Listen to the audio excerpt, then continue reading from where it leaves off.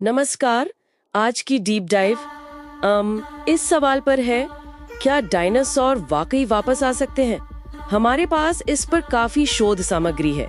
ये विज्ञान, इकोलॉजी और समाज पर इसके क्या असर हो सकते हैं, इस सब पर बात करती है।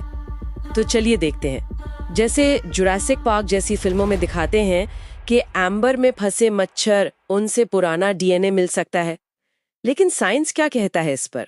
क्या ये सच में मुमकिन है? देखिए, ये फिल्मों वाली बात है, असलियत काफी अलग है। डीएनए का ना एक हाफ लाइफ होता है, करीब 521 साल।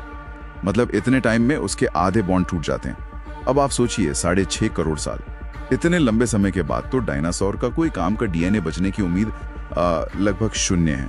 तो वो जो क्लोनिंग दिखाते हैं वो तो मुमकिन नहीं लगता। अच्छा, तो ये रास्ता बंद है, मतलब ये सपना बस सपना ही रहेगा, या फिर शोध में कोई और तरीका बताया गया है, कुछ अलग तरह की इंजीनियरिंग? बिल्कुल एक दूसरा रास्ता है, और शायद वही ज्यादा यथार्थवादी है। वो है उनके जीवित वंशजों के जरिए पक्षी। हाँ, चिकन या शुतुरमुर्ग जैसे पक्षी। हाँ, चिकन या शुतुरमुर्ग जैसे पक्षी, ये असल में थेरोपोड डायनासोर के ही वंशज हैं। और मजे की बात यह है कि उनके जीनोम में आज भी कुछ पुराने पैतृक जीन मौजूद हैं, बस वो बंद है, निष्क्रिय। निष्क्रिय जीन मतलब वो काम नहीं कर रहे? हाँ बिल्कुल। तो क्रिस्पर जैसी जो नई जीन एडिटिंग तकनीकें हैं, जो डीएनए को बहुत बारीकी से बदल सकती हैं, उनका इस्तेमाल करके वैज्ञानिक थ्योरी में इन सोए हुए जीनों को फिर से एक्टिवेट कर सकते हैं। इससे क्या होगा कि उनमें डायनासोर वाले लक्षण आ सकते हैं, जैसे दांत उग जाएं, या लंबी हड्डी वाली पूंछ निकल आए, या 3 उंगलियों वाले हाथ, इस तरह की चीजें। ओह, तो ये एक असली डायनासोर नहीं होगा, बल्कि एक बदला हुआ पक्षी जिसमें डायनासोर जैसे कुछ गुण हो। क्या स्रोत इसे प्रॉक्सी प्रजाति कहते हैं? मतलब एक तरह का प्रतिनिधि? हाँ बिल्कुल सही, और ये बहुत जरूरी बात है।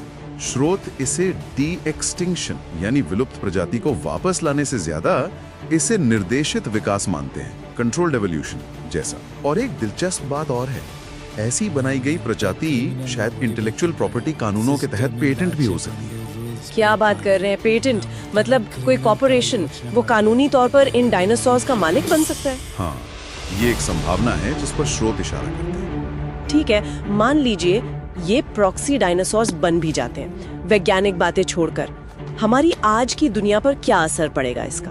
अब यहाँ से बात और गहरी होती है। हाँ, इकोलॉजी पर असर तो बहुत ही बड़ा होगा।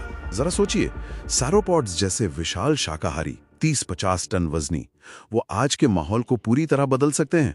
जंगल के जंगल शायद घास के मैदान बन जाएं, जैसे हाथी करते हैं अफ्रीका में, पर उससे कहीं बड़े पैमाने पर। बाप रे। और शिकारी जैसे टीरेक्स? हाँ, टीरेक्स जैसे बड़े शिकारी, वो तो हमारी आज की फूड चेन में पूरी उथल पुथल मचा देंगे।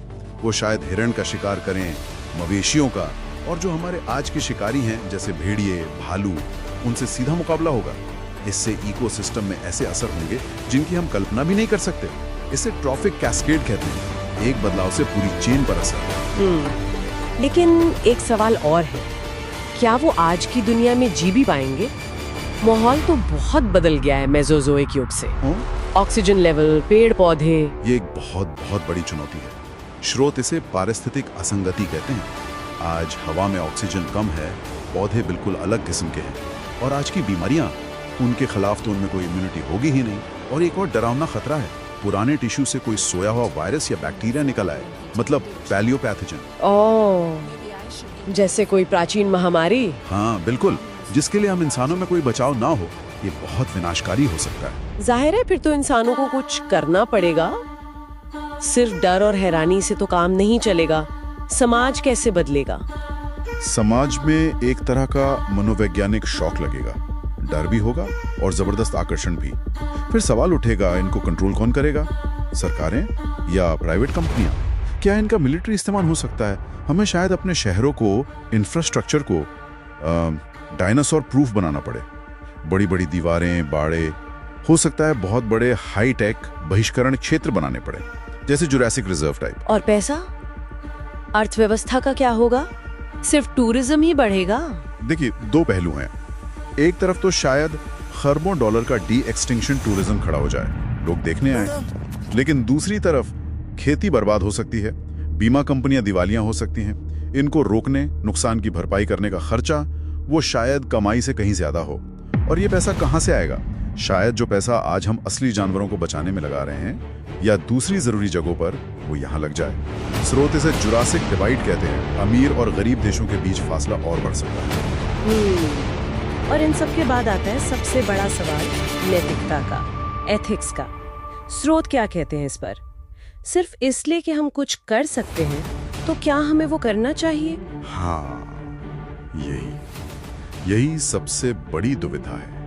क्या ये प्रकृति के काम में दखल देना है, एक तरह का खतरनाक घमंड जिसे कुछ लोग ईश्वर बनने की कोशिश कहते हैं, या फिर ये एक मौका है जो प्रजातियां विलुप्त हो गईं उन्हें वापस लाकर शायद कोई पुरानी गलती सुधारने का? और फिर उन बनाए गए जानवरों का क्या, उनकी वेलफेयर का सवाल? क्या वो इस नई अप्राकृतिक दुनिया में तकलीफ नहीं उठाएंगे? उनका लीगल स्टेटस क्या होगा? क्या वो किसी की प्रॉपर्टी होंगे या उनकी भी कुछ अधिकार होंगे? हमारे आज के कानून इन सवालों के लिए बिल्कुल तैयार नहीं है। तो अगर हम पूरी बात को समेटें, डायनासोर को वापस लाने का आइडिया सुनने में तो बहुत रोमांचक है, लेकिन वैज्ञानिक मुश्किलें, इकोलॉजी में भारी गड़बड़ी का खतरा, समाज में उथल-पुथल की आशंका और ये गहरे नैतिक सवाल, ये सब मिलकर इसे बहुत पेचीदा और जोखिम भरा बना देते हैं। ये किसी को पुनर्जीवित करने से ज्यादा कुछ नया बनाने जैसा लगता है जिसके नतीजे हम जानते भी नहीं। हाँ, बिल्कुल। और अंत में एक विचार और छोड़ जाता हूँ सबके लिए। डायनासोर को एडिट करने के लिए जो टेक्नोलॉजी इस्तेमाल होगी, जैसे क्रिस्पर, वही टेक्नोलॉजी है जिसका इस्तेमाल इंसानी जीनोम को बदलने के लिए भी हो सकता है या भविष्य में होगा। तो जो बहस हम डायनासोर के अधिकारों और उनके साथ क्या करना सही है इस पर करेंगे, वो कहीं ना कहीं हमारी अपनी प्रजाति के भविष्य पर होने वाली बहसों का ही एक आईना बन जाएगी। हम डायनासोर के साथ जो करने की सोच रहे हैं वो शायद ये दिखाता है कि हम खुद के साथ क्या करने को तैयार हो सकते हैं।